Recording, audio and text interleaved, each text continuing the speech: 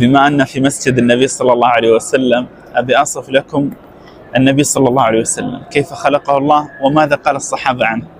تقول الربيع بنت معوذ لمحمد بن عامر عندما قال لها: يا عماه صفي لي وجه رسول الله، قالت: يا بني لو رأيته لرأيت الشمس طالعة. يقول جابر بن سمرة: خرجت في ليلة أضحيان، أي أن البدر مكتمل، فرأيت النبي وعليه حلة حمراء، فجعلت أنظر إلى النبي وأنظر إلى القمر، فلهو عندي أجمل من القمر صلى الله عليه وسلم. ويقول حسان: وأجمل منك لم تر قط عين، وأسمح منك لم تلد النساء، خلقت مبرأ من كل عيب، كأنك قد خلقت كما تشاء.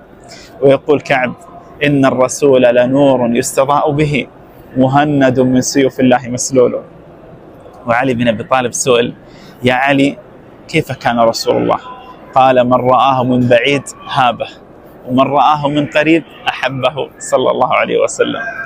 هيئته التي خلقه الله عليها، قال الصحابة رضي الله عنهم وارضاهم أنه كان ضخم الرأس، واسع الجبهة، واسع الفم، أبيض مشرب بحمرة صلى الله عليه وسلم، كثيف اللحية، شيب في عنفقته وشيب في صدغيه ولا يوجد شيب غيره. وكان صلى الله عليه وسلم شديد سواد العين، شديد احمرارها، شديد بياض العين صلى الله عليه وسلم.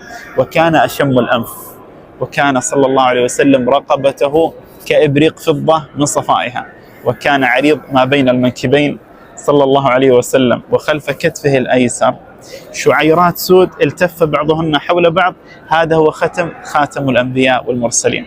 وكان مستوي الصدر والبطن، لا يتقدم الصدر ولا يتقدم البطن، وهذا كمال الجمال عند العرب للرجل. وكان صلى الله عليه وسلم ضخم الكراديس، وكان ليس بالطويل البائن ولا بالقصير الممتهن صلى الله عليه وسلم، ربع بين القوم، أي أنه أوسطهم صلى الله عليه وسلم.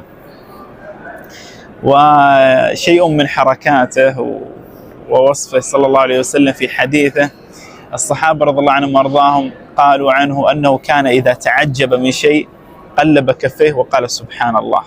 وكان أيضا إذا تعجب من شيء عند البخاري عض على شفتيه صلى الله عليه وسلم. وكان صلى الله عليه وسلم إذا تكلم أسمع.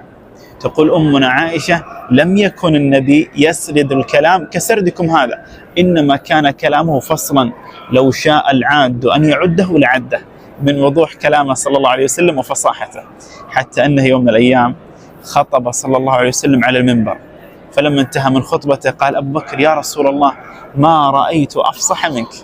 يقول عبد الله بن عمر: خطب النبي صلى الله عليه وسلم بنا خطبة